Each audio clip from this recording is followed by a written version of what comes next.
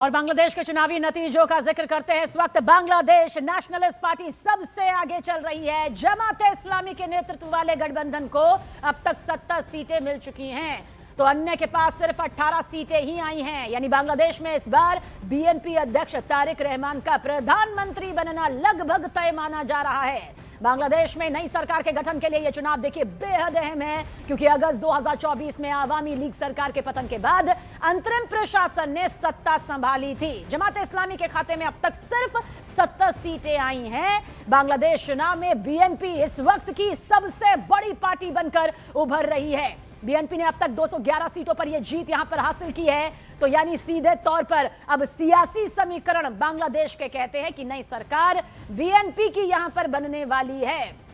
तो बीएनपी का महिला कार्ड क्या मास्टर स्ट्रोक बन गया, सवाल यह भी है। नतीजों पर हालांकि ये तकरार जो है अब तक देखने को मिल रही है। शेख हसीना ने सीधे तौर पर कहा कि चुनाव यहां पर नहीं है, लेकिन इतना तय है कि इन 3 तस्वीरों से अंदाजा लगाया जा सकता है कि बांग्लादेश की राजनीति में अब एक बड़ा बदलाव दिखाई दे रहा है, क्योंकि जीत के बेहद करीब बीएनपी नजर आ रही है और समर्थकों का जश्न भी अब शुरू हो चुका है। यानी कि बीएनपी समर्थक कार्यकर्ता इस वक्त जश्न में डूबे हुए हैं। जानते हैं कि जिस तरह से बीएनपी को भारी बहुमत यहां पर हासिल हो रहा है, अब उन्हीं की जो सत्ता है वो अब मौजूदा सरकार को हटाते हुए आने वाली है। और हमारे सहयोगी शैलेंद्र वांगू ज्यादा जानकारी के साथ। शैलेंद्र, एक नई तस्वीर बांग्लादेश की सियासत से बीएनपी पार्टी को लेकर सबसे आगे।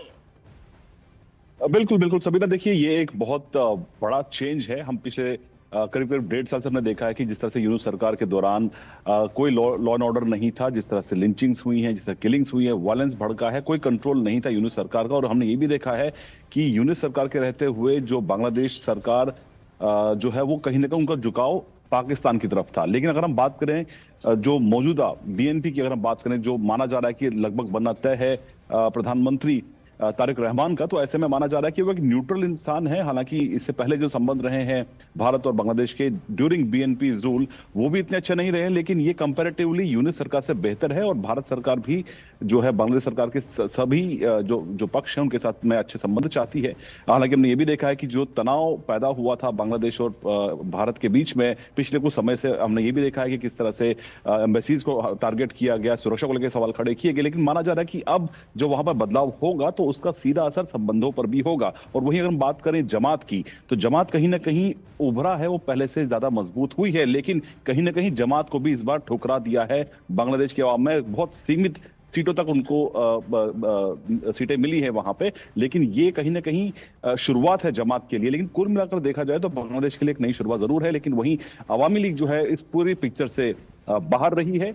और साथ ही साथ भारत बहुत करीब से नजर रखे हुए था। हालांकि भारत ने अपने ऑब्जर्वर्स बांग्लादेश नहीं भेजे, लेकिन माना जा रहा है कि वहां की जो नई सरकार बन के आती है उसके साथ भारत सरकार मिलकर आगे मजबूत संबंधों को मजबूत करने के लिए काम करेगी।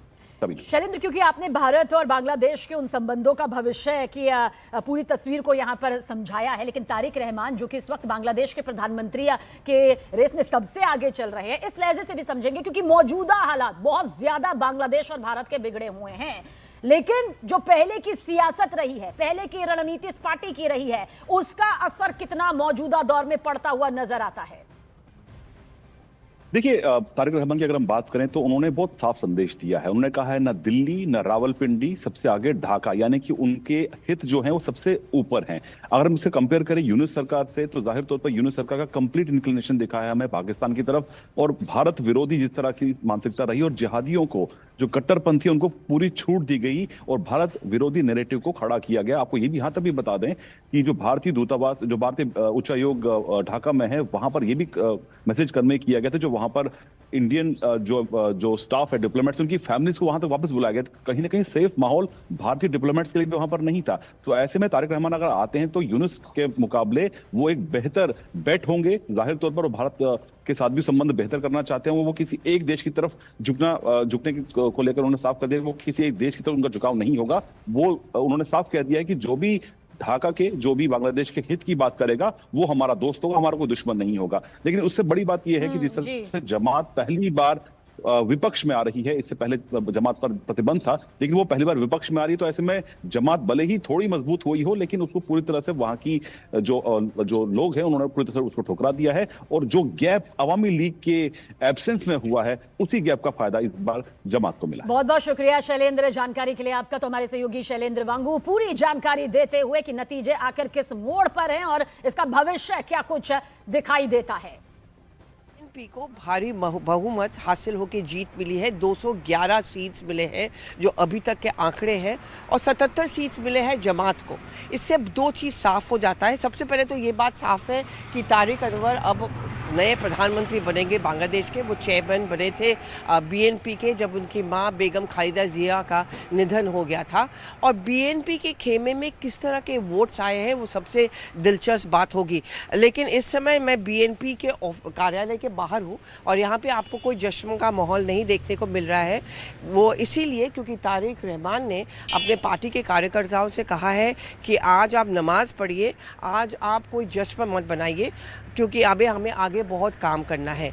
ये इकलौता ऐसा चुनाव हुआ है बांग्लादेश में हाल फिलहाल में जहाँ पे सबसे पहले आवामी लीग कहीं भी नहीं है, उनको बैन कर दिया गया था। तो शेख हसीना का मानना है और उनके समर्थकों का भी मानना ये है ये चुनाव कोई चुनाव नहीं था। दूसरी बात, एक रेफरेंडम भी हुआ था, यानी कि जो कॉन्स्टिट्यूशनल रिफॉर्म्स की बात की गई थी स्टूडेंट रेवोल्यूशन के बाद, उस पर भी क्या होना चाहिए नहीं होना चाहिए। 65% लोगों ने कहा है कि कॉन्स्टिट्यूशनल रिफॉर्म्स की जरूरत है। और देखिए, बांग्लादेश के संसदीय चुनावों में बीएनपी को निर्णायक जीत दिलाने में तारिक रहमान को हार्दिक बधाई यहां पर दी गई है। ये जीत बांग्लादेश की जनता के आपके नेतृत्व पर विश्वास को दर्शाती है। भारत लोकतांत्रिक, प्रगतिशील और समावेशी बांग्लादेश के प्रति हमेशा प्रतिबद्ध रहेगा। मैं आपके साथ मिलकर हमारे बहुआयामी संबंधों को मजबूत करने और हमारे साझा विकास लक्ष्य को आगे बढ़ाने के लिए तत्पर हूं। तो देखिए, ये बधाई यहां पर दी गई है। बांग्लादेश में बड़ी जीत की तरफ बीएनपी बढ़ती हुई यहां पर नजर आ रही है। बीएनपी अध्यक्ष तारिक रहमान की समर्थकों से अपील भी यहां पर सामने आई है। और देखिए, बांग्लादेश के संसदीय चुनावों में बीएनपी को जो निर्णायक जीत यहां पर मिल रही है, पीएम का ट्वीट भी यहां पर सामने आया सोशल प्लेटफॉर्म एक्स पर। प्रधानमंत्री नरेंद्र मोदी की तरफ से ये ट्वीट किया गया है, मैं तारिक रहमान को हार्दिक बधाई देता हूं। यह जीत बांग्लादेश की जनता के आपके नेतृत्व पर विश्वास को दर्शाती है। भारत लोकतांत्रिक, प्रगतिशील और समावेशी बांग्लादेश के प्रति हमेशा प्रतिबद्ध रहेगा। मैं आपके साथ मिलकर हमारे बहुआयामी संबंधों को मजबूत करने और हमारे साझा विकास लक्ष्य को आगे बढ़ाने के लिए तत्पर हूं। प्रधानमंत्री नरेंद्र मोदी की तरफ से सोशल प्लेटफॉर्म एक्स पर यह पोस्ट यहां पर सामने आया है। तो देखिए, बांग्लादेश के नतीजे यहां पर सीधे तौर पर बताते हैं कि जनता का विश्वास बीएनपी पर बरसा है। बीएनपी सबसे बड़ी पार्टी बनकर उभरी है और यही वजह है कि बीएनपी की इस जीत को लेकर प्रधानमंत्री नरेंद्र मोदी ने सोशल प्लेटफॉर्म एक्स पर यह पोस्ट किया है।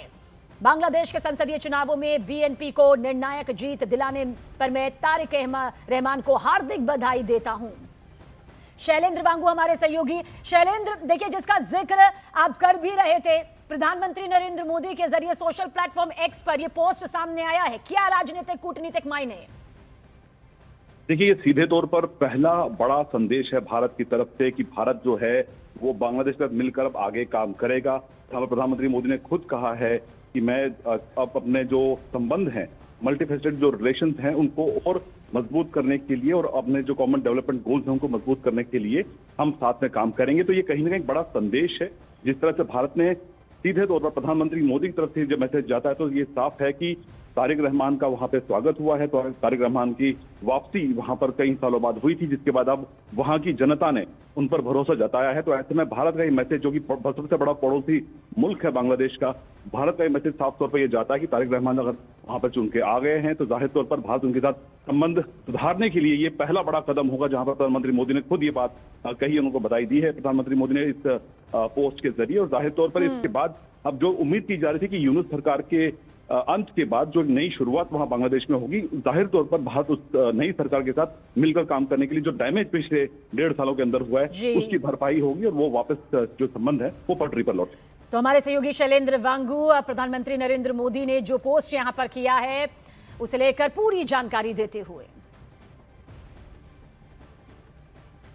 और देखिए बांग्लादेश में आंदोलन करने वाली छात्रों को की जो पार्टी एनसीपी की हार यहां पर सामने आई है। बांग्लादेश चुनाव में एनसीपी सिर्फ 2 सीटों पर आगे। शेख हसीना के खिलाफ आंदोलन करने वाले छात्रों ने बनाई थी ये पार्टी। एनसीपी के ने जमात के साथ गठबंधन में ये चुनाव यहां पर लड़ा था। तो बीएनपी सबसे बड़ी पार्टी बनकर उभरी है, जो ये साफ संकेत दे रही है कि बांग्लादेश की जनता ने बीएनपी का हाथ थामा है। वहीं पर शेख हसीना के खिलाफ आंदोलन करने वाले छात्रों ने एनसीपी जो बनाई थी, ये पार्टी जो बनाई थी, एनसीपी ने जमात के साथ गठबंधन में दरअसल बांग्लादेश का ये संसदीय चुनाव लड़ा था, लेकिन हार यहां पर हुई है। और जो सबसे बड़ी पार्टी बनकर उभरी है वो है तारिक रहमान की बीएनपी। और अब सीधे सीधे सियासी आंकड़े यही कह रहे हैं कि जो नतीजे सामने आ चुके हैं, उसमें तारिक रहमान बांग्लादेश के अगले प्रधानमंत्री हो सकते हैं। और देखिए वहीं बांग्लादेश में चुनावी नतीजों को लेकर तस्लीमा नसरीन ने न्यूज़ 18 इंडिया से बातचीत की। उन्होंने इस दौरान बांग्लादेश की मौजूदा राजनीतिक स्थिति और धर्मनिरपेक्षता को लेकर कई तीखे बयान दिए हैं। बांग्लादेश में वोटिंग पूरी हो चुकी है और जल्दी नतीजे आएंगे और एक नई सरकार वहां पर सत्ता में आएगी। हमारे साथ बांग्लादेश के हालात पर बात करने के लिए बांग्लादेश की ही एक प्रोमिनेंट ऑथर तस्लीमा नसरीन है। Madam, very welcome to network 18। First of all, Dr. Yunus, after casting his vote, he said that it's going to be a birth of new Bangladesh. Do you think it's going to be a new Bangladesh? Actually, he said quite a few times that it is a new Bangladesh. So how do you see the last 1.5 years where we have seen the kind of violence that has happened against not only the minorities, also against the opposition leaders, even the Awami League cadre? So how do you see this whole situation? Also, do you think that after these elections the new government will come in and it will be democracy will be back in your country? I hope so, because Bangladesh National Party or BNP believes in democracy, and I think that he will try to protect democracy, and I hope that he will also protect secularism, women's rights, minority rights, human rights and freedom of expression, which are essential for a democracy. We've also seen the rise of Jamaat over the period, and they have been fighting elections, and we also see, the kind of attacks on minorities during this period. Do you think the rise of Jamaat is a matter of concern in Bangladesh? Of course, because Jamaat-e-Islami or Islamic Fundamentalist Party was the collaborator of Pakistani army in 1971 during our liberation war, and they helped Pakistani army to kill 3 million Bengali people and to rape 200,000 Bengali women, and they were against the independence of Bangladesh, and they are, most of them are jihadis, and they are against women, they are against freedom of expression, they are against minority rights, they are against secularism. So when Bangladesh was born, really born, in 1971, at that time our constitution, we created the constitution which was a secular constitution. So we want to restore that constitution. I hope that whoever wins, not the Jamaat-e-Islami of course, because Jamaat-e-Islami want theocracy, and if BNP wins the election, then I think that that the 72's constitution, the secular constitution will be